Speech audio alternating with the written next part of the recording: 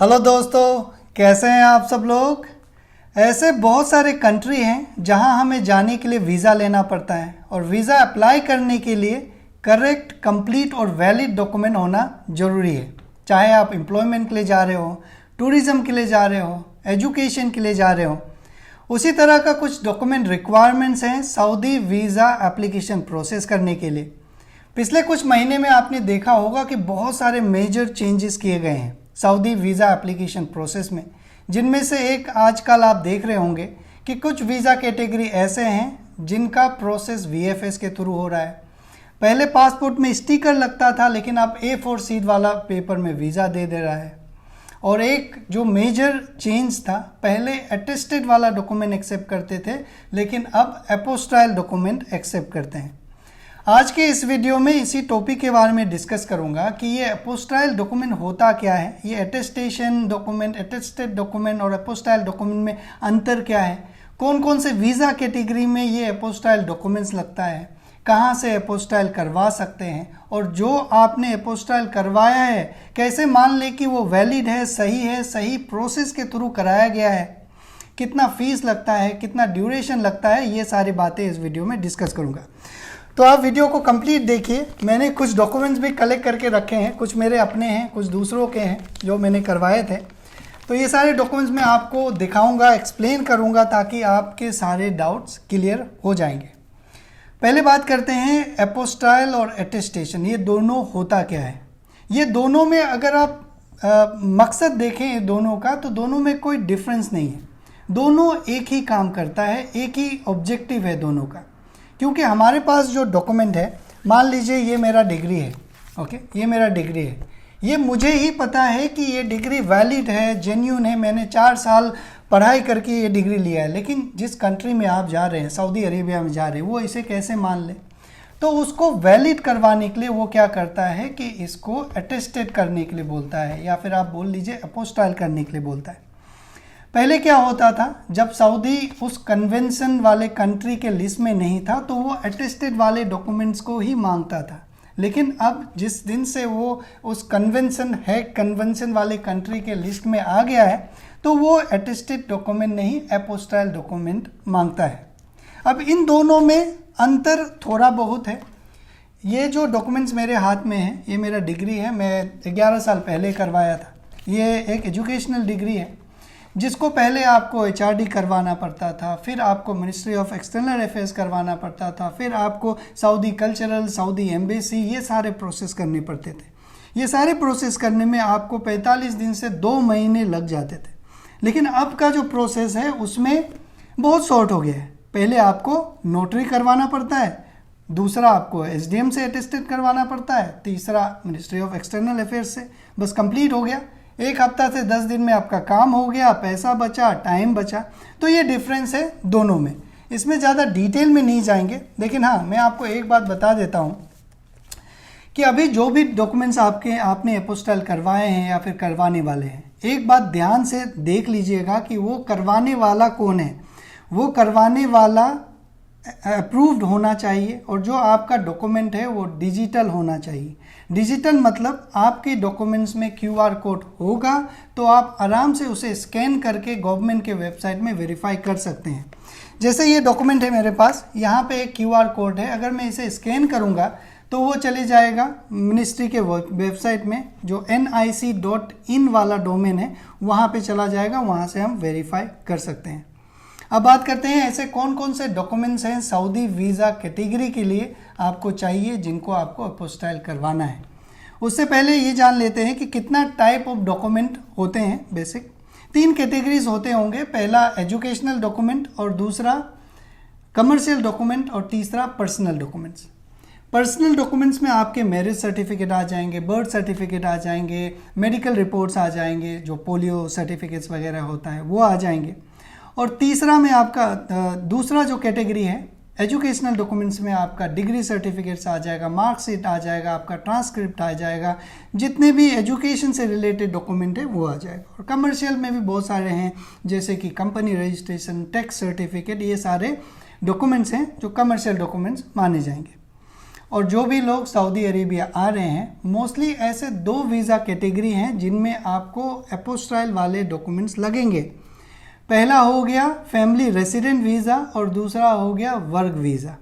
अब हाल ही फ़िलहाल में एक एप्लीकेंट गया था VFS सेंटर, लेकिन उसने अपना डॉक्यूमेंट को एपोस्टाइल करवा के नहीं ले गया, जो पोलियो सर्टिफिकेट होता है, तो उनको वापस कर दिया गया। उनका मैरिज सर्टिफिकेट एपोस्टाइल नहीं था, तो यहाँ पे येलो स्लिप उनको जनरेट नहीं हुआ। बर्थ सर्टिफिकेट जो बच्चा था जिनको बुलाना था, उनका बर्थ सर्टिफिकेट को जो एपोस्टाइल करवाना था वो नहीं हुआ, तो ये इनकम्प्लीट डॉक्यूमेंट्स माना जाता है। ओके, तो ये तो था कौन कौन से डॉक्यूमेंट्स आपको करवाने हैं, नहीं करवाने हैं। ऐसे जब आप वीज़ा प्रोसेस कर रहे होंगे उसी समय आपको पता चल जाएगा, तो मैं इसके ऊपर डिटेल में नहीं जाऊँगा। अब ये जो एपोस्टाइल सर्विसेज है ये बहुत सारे एजेंसीज करवाते हैं, लेकिन उनमें से जो कुछ ही एजेंसीज हैं जो अप्रूव्ड हैं। जो छोटे छोटे एजेंसीज हैं, जैसे मान लीजिए मैंने डॉक्यूमेंट कलेक्ट करा, मैंने अप्रूव वाले को दे दिया, इसी तरह से ये सर्विस चलता है। लेकिन मैं आपको यही रिकमेंड करूँगा कि जो अप्रूव्ड हैं, जो एक सोल है, जो सेंटर हैं, वहीं से आप काम करवाएं। उससे क्या होगा कि आपका टाइम भी बचेगा, आपका कॉस्ट भी बचेगा और वन विंडो कम्युनिकेशन होगा।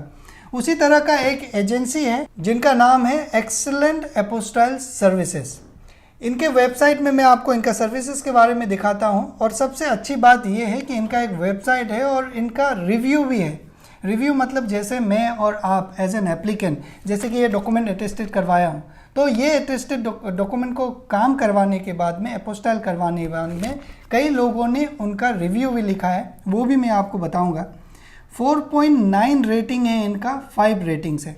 तो ये इनका वेबसाइट है जहाँ पे बहुत सारे डिटेल्स लिखा गया है। मैं क्विकली आपको बता देता हूँ कि क्या क्या सर्विसेज आपको आप इनसे करवा सकते हैं। जैसे कि आप एपोस्टाइल करवा सकते हैं, अटेस्टेशन करवा सकते हैं, डॉक्यूमेंट का लीगलाइजेशन करवा सकते हैं, डॉक्यूमेंट को ट्रांसलेट करवा सकते हैं। कुछ डॉक्यूमेंट्स होते हैं जो रीजनल लैंग्वेज में होता है, जैसे कि मान लीजिए मेरा ये डिग्री है, इसमें बाइलिंगुअल है, ये इंग्लिश भी है और अरबिक इंग्लिश भी है और कन्नड़ भी है।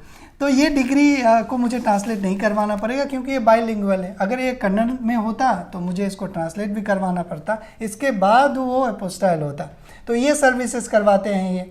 ऐसे बहुत सारे कंट्रीज़ हैं, गल्फ़ कंट्री हो गए, एशियन कंट्री हो गए, यूरोपियन कंट्री हो गए, उन कंट्रीज़ के डॉक्यूमेंट्स को ये, उन कंट्रीज़ में अगर आप जा रहे हैं तो वहाँ के लिए एपोस्टाइल करवा के देते हैं।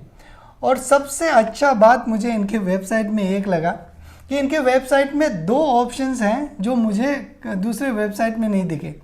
एक है प्रोसेस स्टेटस ट्रैकिंग, क्योंकि ये जो एपोस्टाइल सर्विसेज ये थोड़ा छोटा शॉर्ट ड्यूरेशन का प्रोसेस होता है। उसमें आपको किसी को पूछने का ज़रूरी नहीं है, एक बार आपने डॉक्यूमेंट सबमिट कर दिया तो आप अपना स्टेटस ट्रैक कर सकते हैं। और दूसरी बात ये है कि आपके घर से लेके इनके ऑफिस तक और इनके ऑफिस से लेके काम होने के बाद आपके घर तक free pick and drop services हैं। और जब ये डिस्पैच हो जाएगा तो आप अपना कोरियर स्टेटस भी ट्रैक कर सकते हैं, क्योंकि कई बार ऐसे होता है कि एजेंसी वाले उन्हें डॉक्यूमेंट भेजा नहीं भेजा, पता नहीं, कॉल रिसीव कर रहा नहीं कर रहा, तो वो एक डिपेंडेंसी हो जाता है। लेकिन यहाँ से आप अपने आप ट्रैक कर सकते हैं। इनको कांटेक्ट करने के लिए मैं यही रिकमेंड करूँगा, क्योंकि मैंने भी व्हाट्सएप से कांटेक्ट कर रहा था। इनका व्हाट्सएप नंबर दिया हुआ है, उसमें आप कांटेक्ट कीजिए। अगर ईमेल करना चाहते हैं तो कर लीजिए। और एक कांटेक्ट फॉर्म भी है, अगर आप लैपटॉप में काम करते हैं या फिर व्हाट्सएप में नहीं करना चाहते तो एक फॉर्म है, उसे भी आप फिल कर सकते हैं। ओके, मैं रिकमेंड करूँगा व्हाट्सएप में ही करिए। कॉर्नर में एक व्हाट्सएप का आइकन भी है, अगर आप उसको क्लिक करेंगे तो एक पेज खुल जाएगा। और अगर आप मोबाइल ब्राउज़र से खोल रहे हैं तो सीधा आपके व्हाट्सएप में आप उनको टेक्स्ट कर सकते हैं। और इनके बहुत सारे सर्विसेज ऐसे हैं जो ड्यूरेशन है वो भी बहुत इम्प्रेसिव है। 2 दिन से 5 दिन या 7 दिन तक लगता है ये काम करवाने में, डिपेंड करता है कौन सा डॉक्यूमेंट है।